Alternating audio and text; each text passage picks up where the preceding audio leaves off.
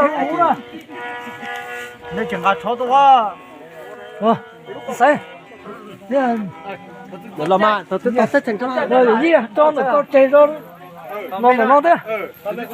Tôi sẽ kia tôi sẽ thành công. Mình nhớ cứu vợ ra. Bây giờ chơi mất chơi đến đâu mà liên qua bây giờ rồi để cho tụi tay mà liên đoàn nữa.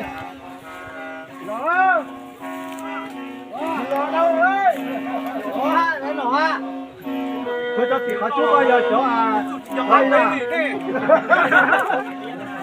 đó chỉ cho chú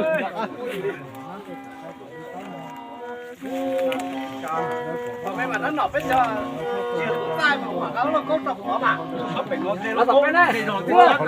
Cái nó cái đi cho tôi nó mà cho nó. Ta là cái này cho tôi nó. chúng ta phải nó chua nó này Chơi nó rất là nó được giá chứ. Chơi cái món này chỉ có điên không. Điên không ấy. như vậy thì cái muốn đó đấy tiền chúng ta nữa con tay cái kia con sai cho chúng ta là chắc với những cái nó chắc cái đồng của đấy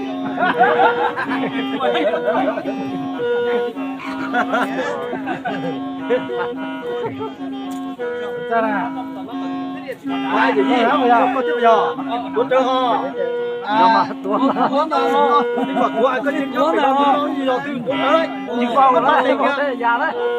vòng thì tao nó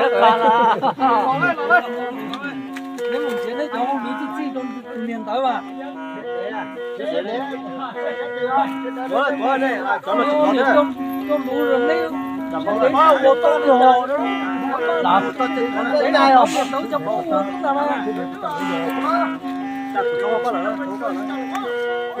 bao con nó cũng mua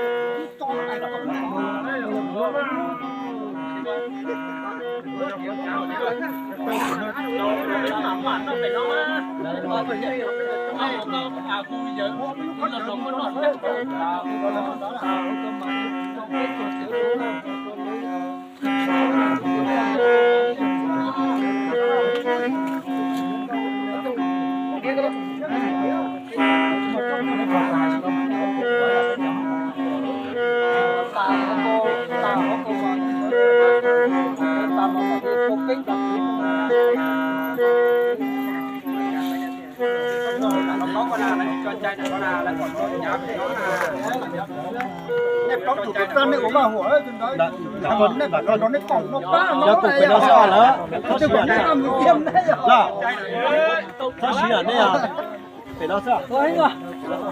cái lọt đầu phải nó Đi mà nó phải khí này tôi phải nó bảo đi nó phải hỗ trợ nhá. tôi bao chuyện hay của ta Mà nói nó bị lao đấy. Tiếng anh là nó hỗ trợ đó. gì là hay thế đấy mà chứ nó cháu cái nữa rồi Chiều mới nó tới chứ không có những đồ nó hỗ trợ nữa. cái họ ô gì đấy cái lọt cái đó rồi đó gì Chào bắt đầu